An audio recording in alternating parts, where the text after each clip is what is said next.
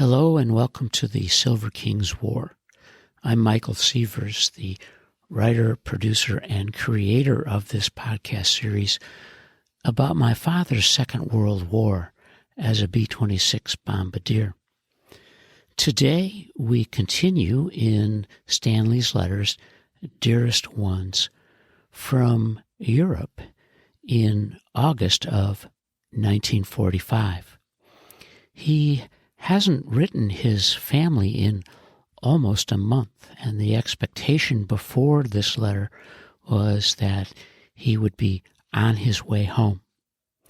But that's not true, as he writes to his parents on August 6th, 1945, from Paris, and parenthetically, still in Paris.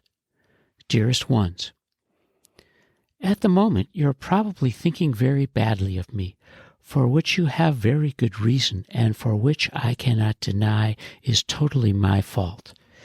If I have caused you undue worry, and I know I have, I am extremely sorry. You must know I haven't done so intentionally. It is just one of those incidents when my foresight has failed, and as usual, after the harm is done, I shall make an earnest attempt to explain why. As to what has actually taken place since my last letter can be summed up in a few words. I left the bomb group July 11, just as I had written I would. Arriving in Paris the same afternoon, I was sent to a depot located at Le Bourg on the outskirts of the city, and from that day until now, I have been here awaiting shipment. It seems that upon my arrival, the policy of sending men out suddenly changed. Not insofar as sending them home, but rather as to how and when. Before I arrived, the usual length of time a man waited to be shipped was 6 to 8 days. After being here 4 weeks, you can easily see how it has changed. It seems to be the usual run of my ill luck. I should have known that going home wouldn't be as easy as it sounded. However, my one consolation is that I am going eventually. I still haven't any idea of when I shall leave, not even a rumor. It may be tomorrow, or it may be another month. They don't tell us anything, so I just live from day to day. That's why I haven't written until now, thinking that each day will be the one and I would reach home before the letter. But after a month of waiting, I figure it's been long enough. Perhaps now I will leave. As to my mode of travel, that too is still a mystery. Some are going by boat, but the majority are going by air, so my chances are pretty good to fly, much better than I had expected. As you know, by boat I will be back in New York, but by air I will land in Miami. Either way, though, I wouldn't be able to see you until I received my leave. I shall have to report to Fort McPherson in Atlanta upon landing, and will get my leave from there. I shouldn't have to spend more than a day in Atlanta, so it'll be easier for me if you waited in Birmingham for me. Besides, I wouldn't be able to let you know the date of my arrival until I was able to call you. The Army will probably fly me to Atlanta wherever I land, and I'll fly by Delta from Atlanta if I can get a seat. It's still hard to believe that I'm actually leaving this ill-fated land to go home. Believe me, a year over here away from home and the States does a lot to change your outlook on some things. There are so many little things that were taken for granted before but are cherished now. I'm afraid you'll find me a little more appreciative in every respect. I'm certainly at a loss as to the news there. Not having received any mail from you for a month, you'll have lots to tell me. My one hope is that Lee didn't have to go. I do hope this finds you well and happy. I may not write again, since you know the situation. I'm fine other than being disgusted with the delay. Love to Ida. I love you and miss you, Stan. P.S. If I get any phone calls, just say you expect me any day. Thanks, Stan. Our hero, the Silver King, has written a letter of contrition to his folks.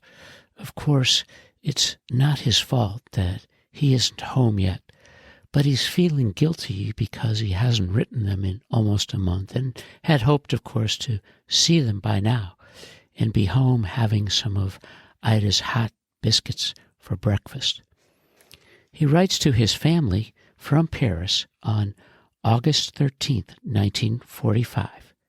Dearest Ones, I had hoped I wouldn't be writing again from this side of the world, but it seems all my hopes have been in vain. Since my last letter, there have been no new developments. The waiting goes on and on with no relief in sight. I'm sure you, along with many millions, are awaiting the final surrender of Japan, and I'm quite sure it will have come by the time you receive this. Yes, how very wonderful it is to have peace once again. The war's ending and my going home, parenthetically, eventually, is to be sure all I could want. Perhaps when the final word comes, it will expedite shipments and I'll get out of here.